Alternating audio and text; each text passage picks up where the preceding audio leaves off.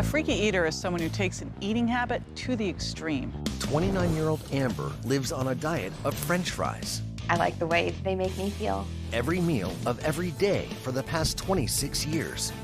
If I didn't allow her to only eat French fries, Amber would not eat. And her 7-year-old daughter is following in her footsteps.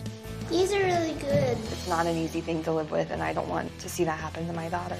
In just 1 week, can specialists Mike Dow and JJ Virgin free Amber and her daughter from their disastrous diet? Or will the change push Amber over the edge? I can't do it. Amber's a tough case because Amber is only going to do what Amber wants to do. I want to get the hell out of here.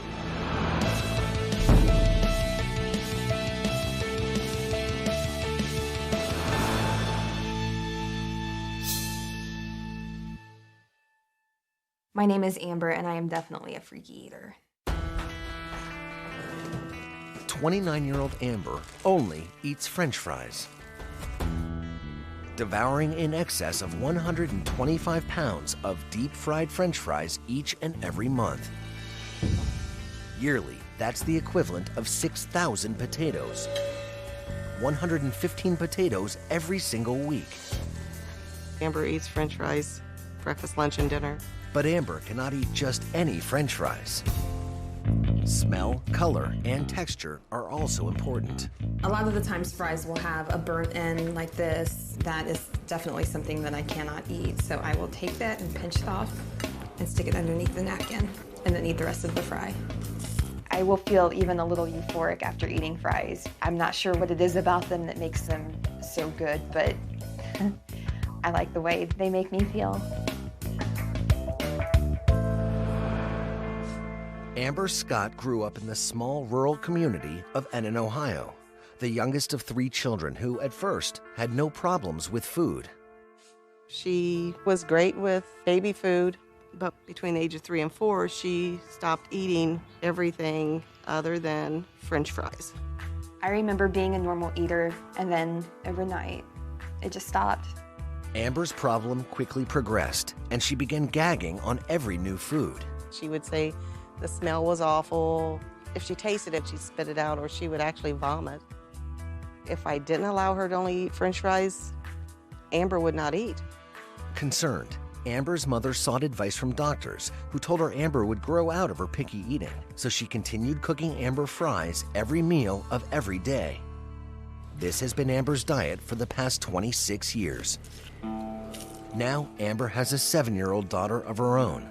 McCartney's a picky eater, as well as her mom. While McCartney will also eat pizza and some fast food, she has recently started refusing more and more foods, the same way Amber did when she was 3. McCartney treats foods a lot like how I treat them. She will gag at times. I don't like to try new food because it's gonna be like stinky or kind of gross. Amber is absolutely convinced that both she and her daughter have a genetic condition that makes new tastes unbearable. These are really good. It came out perfect. I want to teach her that if there's something different about yourself and you're not like everyone, that it's okay to be who you are. She has tried researching their condition, but she's only found a few other people who share her habits, and no one has been able to find a diagnosis. I've tried therapists, I've tried doctors, they don't understand. I've tried everything that I know, but I don't know how to change it. While Amber has not yet suffered any health problems from her diet, she knows all too well the mental anguish that comes with not fitting in. I've been chastised, I've lost friends. They'll say stuff like, I can eat anything, and it's like, well, that's great, good for you, but I can't. Feeling like an outcast, Amber avoids many social events for fear of being judged for a problem she can't explain. I don't want to have to answer someone's questions every day. And people get upset because they think, well, then you must be doing this out of choice. And it's like, I would never do this out of choice. Amber does not believe either she or her daughter can change, but she is desperate to understand her condition. I want to know why I'm like this. I want to find out. Looking for answers, Amber's called in freaky eater specialists Dr. Mike Dow and JJ Virgin for help. With 1 week of intense therapy, they'll attempt to free her from the agony of her restricted diet. I'm a psychotherapist specializing in addictive behaviors and eating disorders. JJ Virgin. Hi, Amber. I'm a board-certified nutrition specialist. Why do you think that you're only reaching for those French fries? I feel that there is something beyond, oh, I don't want to eat that. I mean, that's definitely not it, because I do want to eat it, and there are foods that I have sat down and have tried. What happens? I throw it up. Okay, so I'm hearing you do want to try to eat healthy. Yes, I've tried. But you can't. I can't. I definitely am leaning more towards the fact that it's medical, because I know that what I'm doing is not a choice. I mean, even just one new food can open up a whole lot of options for me, even one. Good. Amber contacted Dr. Dow and I for help because she really wants to understand her problem. I'm sending Amber to the lab to run some genetic tests because she needs to find out, once and for all, if something's going on with her. Amber believes she can only eat French fries because of a genetic condition that makes her gag on other foods. To determine if that is the case, nutritionist JJ Virgin had Amber and her daughter submit DNA samples to a genetic lab. Now the results are in. We're trying to find out if Amber has sensitive tastes, because if she does, it could make her a picky eater. I know that you've been waiting a long time to learn all of this stuff. Okay. Based on their genes, the lab categorizes people into two main groups, either tasters or non-tasters. 95% or more of the population falls into one of those categories. You know, we talk to those people, they're very sensitive to taste. They'll be the picky eaters, right, trying to find something that they like. The non-tasters will have a tendency to overeat because everything tastes good to them. When the geneticists looked at yours, they called me because they'd never seen anything like it. Wow. Never. It's extremely rare. So there's 55 different taste variations here. Yours follow no pattern at all. Your results were inconclusive, so it completely explains what you've been saying. Unbelievable. For the majority of my life, I've been shouting that this is not my fault, that there's something going on with me, and nobody wanted to hear that. And finally, it's a relief. What I want you to know now is it validates you, but it also doesn't validate this behavior. Your genetics will shape your behavior, but they aren't forcing it. You still ultimately have a choice. Amber's results mean that she will always have trouble adapting to a new taste, but it's not impossible. We aren't going to really know what she's going to like until she tries it, but what we do know is if she doesn't hate it, then that's a food that she can incorporate into her diet. The good news with your daughter is that she's a non-taster. That's good. Amber's daughter did not have that highly sensitive taste reaction. In fact, Amber's daughter is a non-taster, which would mean that her daughter should really like a wide variety of foods. Maybe you can have her help you. McCartney's just a normal 7-year-old child who doesn't want to try her vegetables, and now I know that that's what I'm dealing with versus having a serious medical issue. So here's everything about you and everything about your daughter, and clearly we have some work to do. Now Dr. Dow wants to tackle the other side of Amber's disorder, the fear she feels when faced with a new food. If it started with a physical genetic piece, that emotional pieces of this disorder either can help it or make it worse. So we do have this strictly genetic and physical mixed with the emotional part of a disorder. Amber has learned this aversion towards choices because she does have this physical response and also a psychological one, the anxiety, the beating of the heart, the sweaty palms when she is approached with trying a new food. The treatment for your condition is graded exposure therapy. We are going to break down step by step by step the things that you want to do in your life.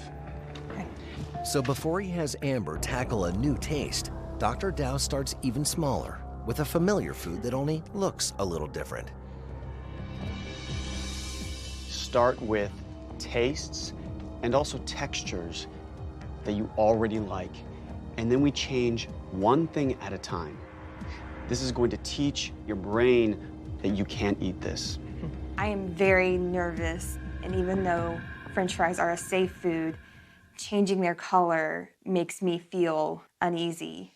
I would like for you to taste one of the red French fries. I feel like this is not a baby step, and this is not where I would have chosen to start. I guess it's this one. I wanted it over with. I just wanted to be done with the rainbow fries. How are you feeling right now? I'm trying to figure out how I'm gonna do this. Every time you try something new, you are going to be one step closer to having the life that you want. Yuck.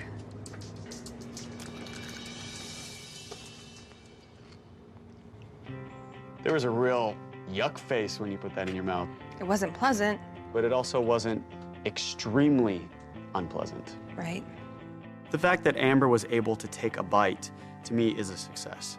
I just want Amber to have a bite, to have the experience, and to say, did I die? No, and if not, then I'm okay. Building on her progress, Dr. Dow moves on to an even more unnatural color, blue. What are you feeling right now by looking at that blue fry? It looks like a dead blue finger. The average person may say, eating a blue French fry is no big deal. You know, why is she crying over this? But you have to understand that for Amber, emotionally, it's like jumping out of an airplane.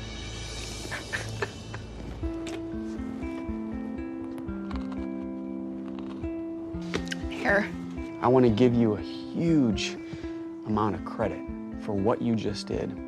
I knew that any step that we take is going to provoke some fear in Amber.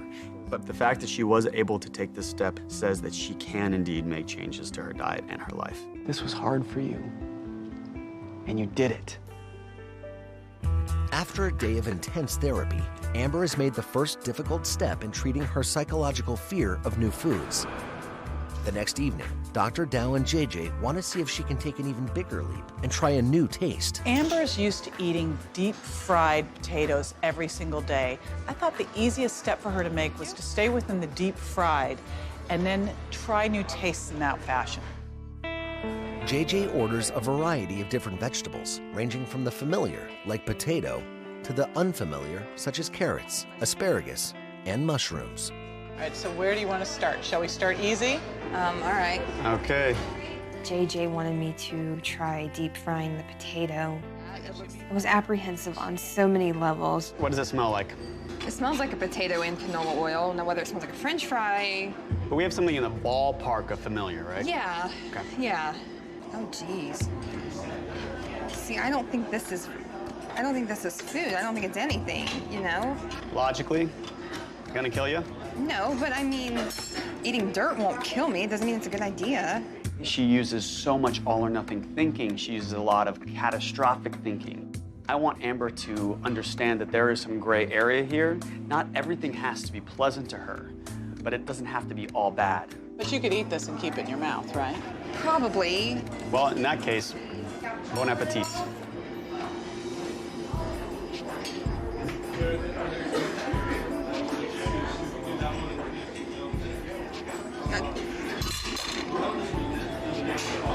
That tasted like sod. Why are you looking at me that way? It did. Amber's a tough case because Amber is only going to do what Amber wants to do.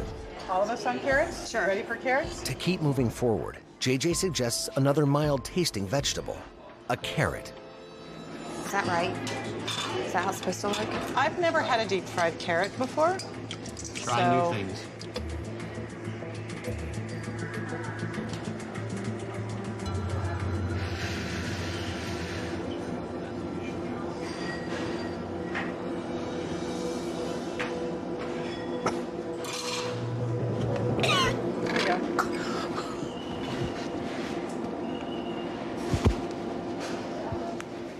You tried.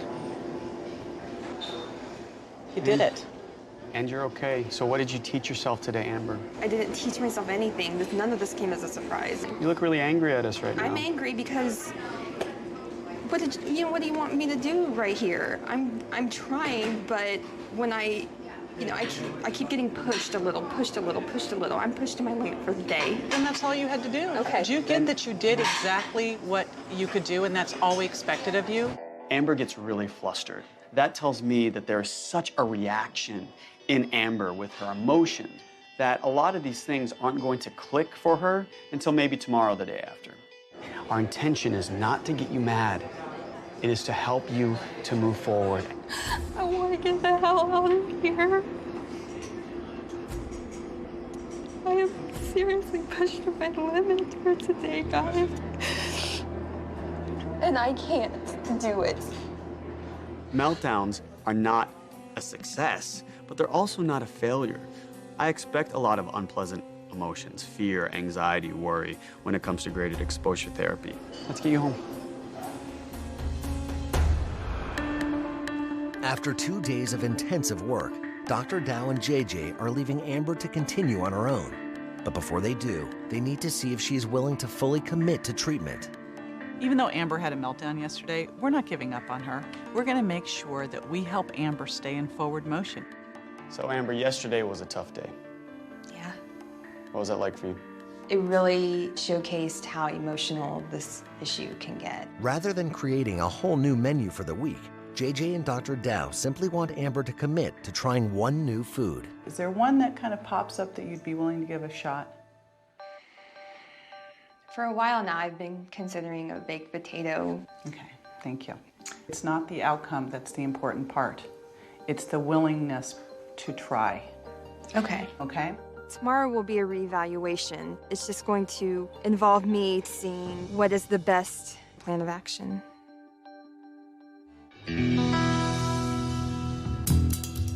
Dr. Dow and JJ have left Amber for a few days to carry on with her treatment alone. All I wanted to do with Amber this week was get her to stay in forward motion.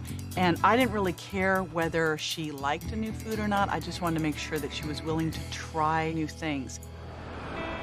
On the first day, Amber is determined to move forward for herself and her daughter, so she decides to try JJ's homework. I had chosen the baked potato because it's very similar to a French fry, and I thought maybe I could do it. I don't like the way this smells. I'm looking at the potato. I'm just trying to remind myself it's the same stuff that French fries are made out of. If I can just take a bite and tolerate it and get used to it, this would really be a very good thing for me.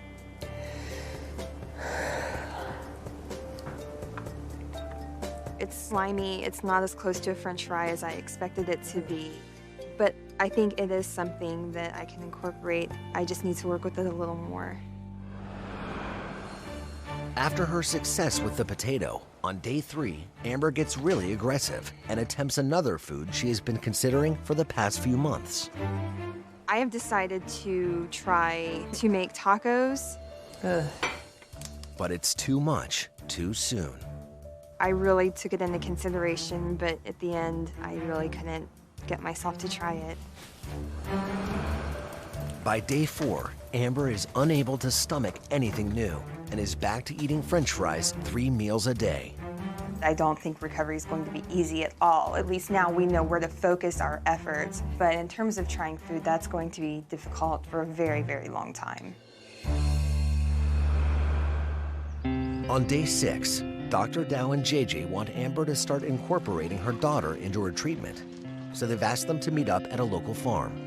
Hi there. Hi.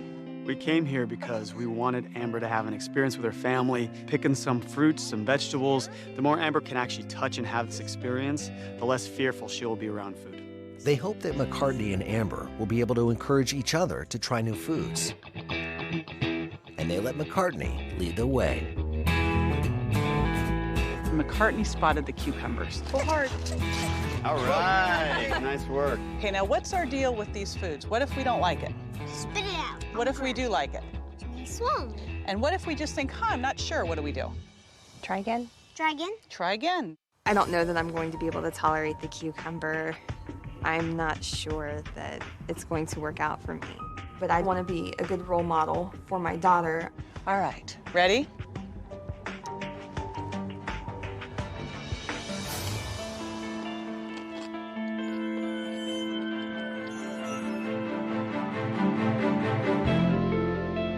Did you swallow your cucumber? Why don't you ask You your high mom? five me. Ask your You mom are if she- good.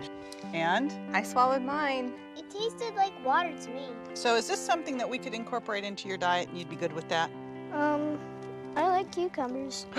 I like that. I like that. It's exciting to see Amber motivating McCartney, and then in turn, McCartney motivating Amber. It was really incredible, and I'm excited because I think both of them are going to be able to help each other on this journey. I was proud of my mom for trying new foods. Overall, going from a girl who was crying eating a blue French fry to trying new vegetables in the course of a week, what a huge win. You know, you take a tiny little thing and you see if you like it. You're just checking it out. You're just seeing if it's going to work for you or not. I'm so excited. I feel like this is a new beginning for Amber. Good work today. I'm really excited and optimistic for the future. So let's go celebrate your success. I have a lot of things I can do for myself, for McCartney, and I can't wait to get started.